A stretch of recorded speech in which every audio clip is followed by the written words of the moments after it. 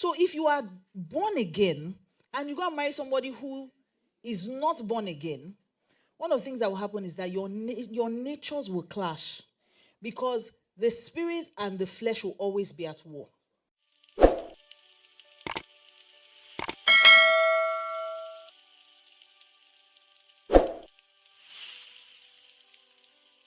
Okay, so Genesis 2, I'll start from there. How many people love the word of God? Am I alone? No, I love the word of God. It transforms you if you will let it. It has all the answers. You don't have to go anywhere. It's right there in the word. I'm always fascinated when people don't read their Bibles. I don't get it. It's there. The secret to having a great life is there. If you want children, it's there. If you want a job, it's there. If you want a husband, it's there. If you want a wife, it's there. If you want a cheat code on making money, it's there. If you want to make it to heaven, it's there. Everything is right there in the word. So we'll start from Genesis 2, from verse 18. And I'm reading I'll read the Passion Translation. It says, then Yahweh God, so I'm reading Genesis 2 from verse 18. It says, then Yahweh God said, it is not good for the man to be alone. Therefore, I will fashion a suitable partner to be his help and strength. For Yahweh God had formed from the soil every animal of the field, every bird of the air, and brought them before the man to see what he would call them.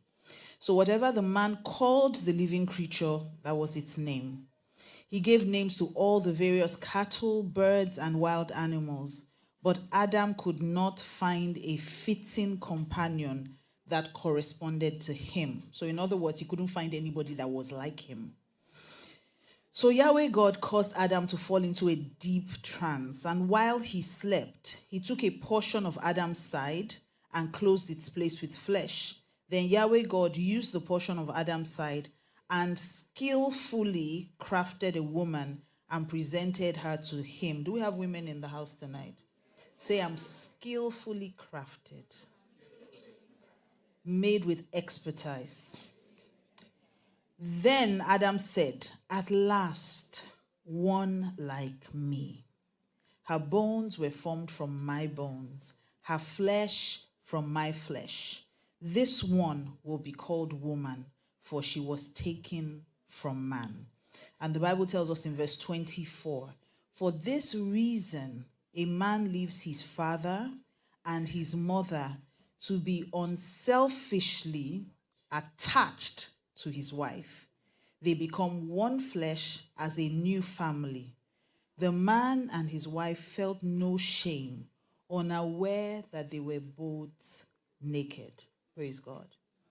If you read the scripture, you will find God's original plan concerning marriage. If you want to know God's perfect plan concerning anything, go to Genesis 1 and 2, before the fall of man. The Bible tells us that God had made man, and he put man in a garden. He gave him an assignment, he gave him purpose, and he asked him, tend this garden. And the man went about his business. He went about business doing what God asked him to do. He didn't even realize that he could be better. But the Bible says that God looked at him and said, it's not good for this man to be alone. We can do better. And so he skillfully crafted a woman. But before that, something very interesting. God went back to where he made the man, which was the soil, the ground. And he made all kinds of animals. And he brought those animals to the man. But the man named them, but there was none found that corresponded with him. There was no connection. Even though they were from the same place, there was no connection. So that tells me, single people, that just because someone is in your church, just because someone is a Christian, does not mean that that's the person you should marry. Some people are meant to be your friends.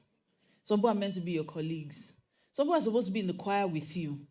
It doesn't mean that everyone who crosses your path must end up in dating. And I think this is a common mistake that single people make all the time. Once you start getting close to someone and you find some friendship there, you assume that you should take it to the next level. The Bible makes it very clear that that's not exactly what happened here.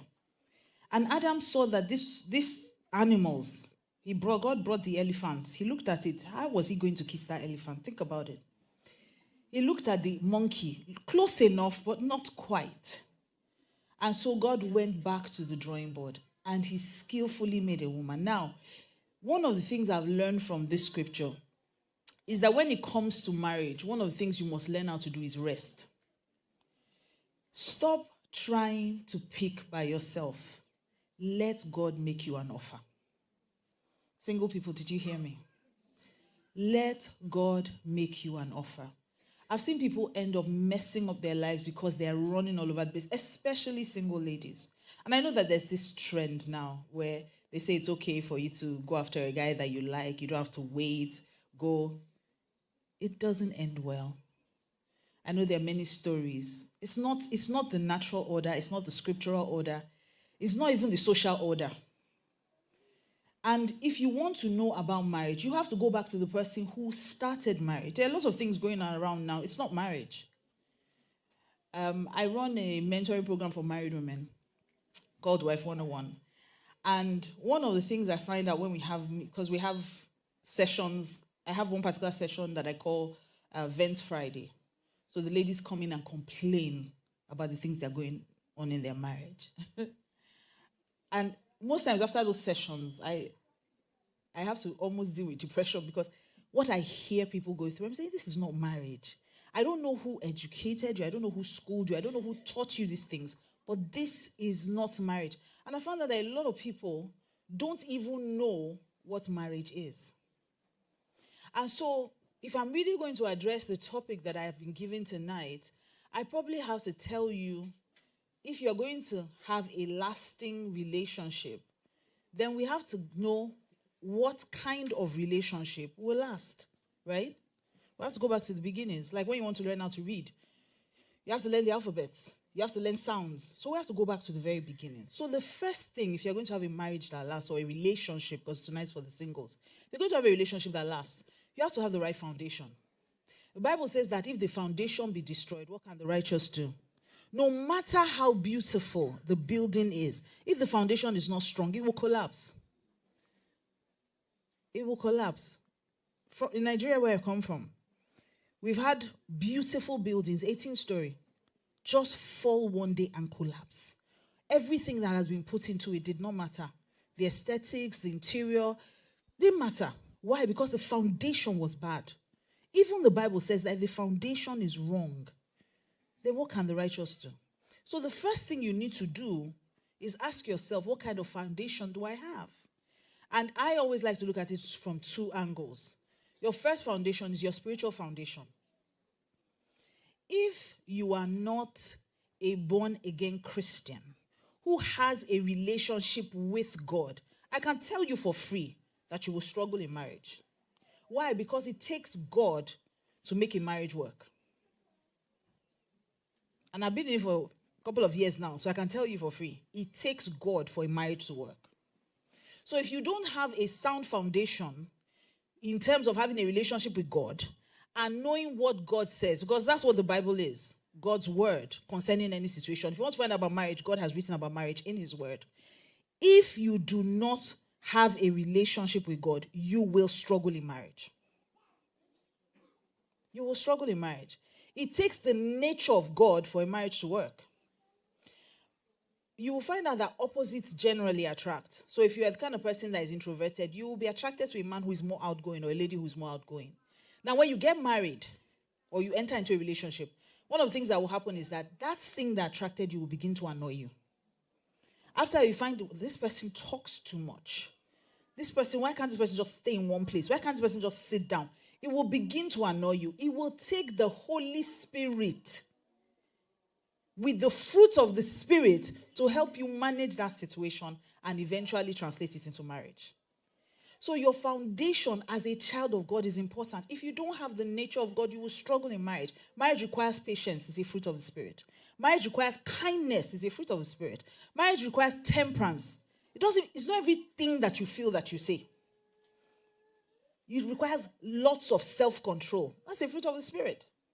So if you are a normal person thinking, oh, just our feelings and our emotions will make marriage work, when you get to marriage, you will find out that it does not work. So your foundation as a child of God, first of all, you have to settle that. And if you are a believer, you cannot marry an unbeliever. Let me tell you why. It is not just about behavior. It's about nature. When you become born again, there's something that the Spirit of God does on the inside of you. He changes your nature.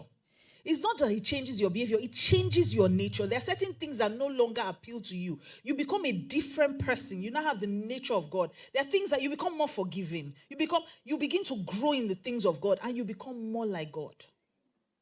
So if you are born again and you go and marry somebody who is not born again, one of the things that will happen is that your natures will clash, because the spirit and the flesh will always be at war. Always.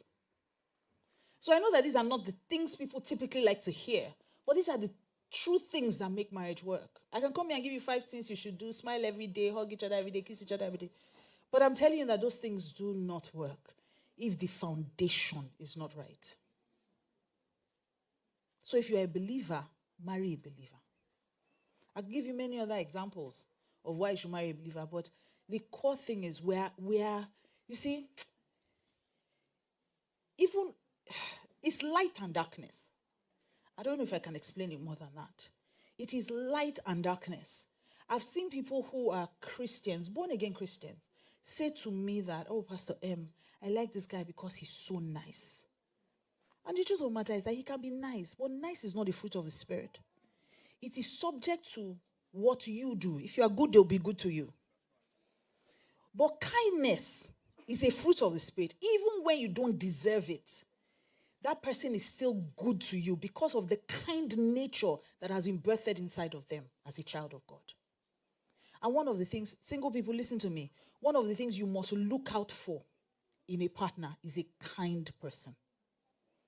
The person can be anything, but that kindness, that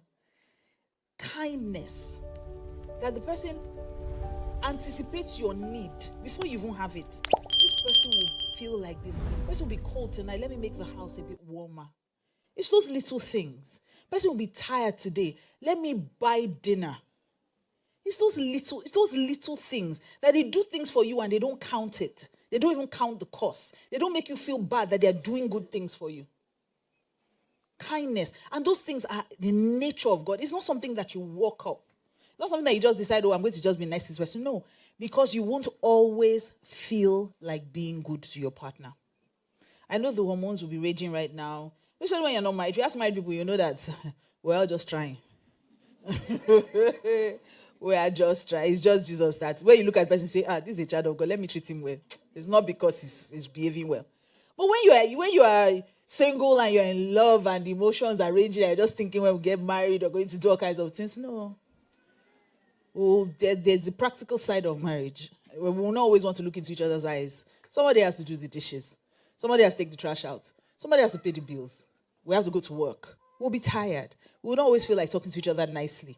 And it also depends on how kind of person. See, I'll give you an example. For instance, when I'm tired, I have a tendency to be rude.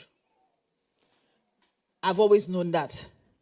So it's the Spirit of God that will make me not tell my husband to, is your hand paining you that cannot go and get food for yourself? Can you not see somebody's tired? It's the Spirit of God that will tell you, no, don't do that, don't say that. The Spirit of God too is a coach in marriage. So he's the one that tells you, no, not now. Now is not the time to have that conversation. No, pray about this instead of talking. No, don't shout. She won't understand when you shout. Don't do. That's what I mean by you must marry somebody who is like you. You're kind. And I know the guy is hot. I've heard it. Pastor M is very hot, but so is hell. Yes. So we must be careful about decisions we make. And I love this stage of your life for single people. Are there even single people in the room? Can I see your hands? If you're single, this is an amazing stage. Because you can still make the right decisions. You have your life ahead of you. You can travel the world. It's a beautiful stage to be. But I'm always sad when I see people who are in a hurry to leave this stage. So you don't enjoy being single, then you get married, and then you complain about, now everything is too much, you want to go back to being single. So enjoy this stage. Being single is not a sin. Being single is not a punishment. So you don't have to go to every crossover meeting December 31st and go and pray, Lord, if you don't do it this year, I will show you my true colors. You don't have to pray every year. Sometimes just enjoy being single. Enjoy it. Being single is the time you can travel without taking permission from anybody. As far as you can afford it. There's that one too. But when you are married, before you step out of the house, you have to tell someone, ask the men. Before you just carry your car keys and move, when you're a married man, your wife will be calling, where are you? Why is she calling you? Because you have to take the trash out.